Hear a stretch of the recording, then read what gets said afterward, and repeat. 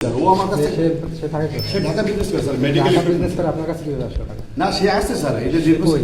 সে sir দেশে হয়ে গেছে, ওই যে ধানকানি আপনি সে স্যার আপনার কাছে দিয়ে এসে দেশের বাড়ি গেছিলেন, সে টাকা নিয়ে যেতে পারতো না? গ্রামে নিয়ে যাবে স্যার টাকা, আমি তো আমার পাওনা টাকা স্যার, আমি গত বছর আপনি তার কাছে পান স্যার গত বছর আমি এলএসের কাছে 4.5 কোটি টাকা পেয়েছি স্যার। কোথায়? এলএসের কাছে আমাদের ল্যান্ড অধিগ্রহণ হয়েছে, আমার বাবার আজকে উনি সম্পন্ন কোন ল্যান্ড? এই যে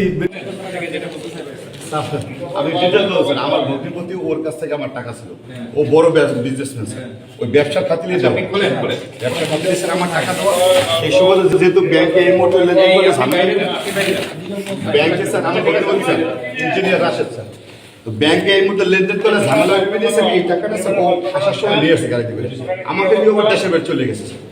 এই হলো মূল ঘটনা। তো আমি আসতেছিলাম, আমাকে এই স্কুল সেন্টারটা স্যার, না না না, আমরা তো সন্ধ্যের ভিত্তিতে নিয়ে আসছি। স্যার আমার বাসা থেকে বসে আমাকে তাড়া করে ধরছে sir.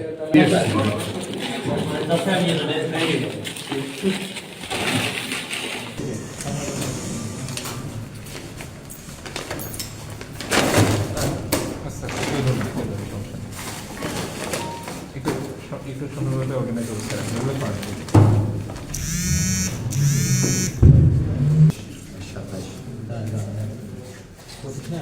Sir sir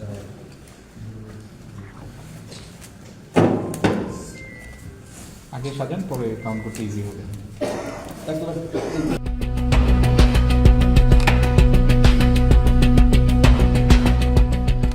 Dinajpur TV, মানুষের জীবনের কথা বলে।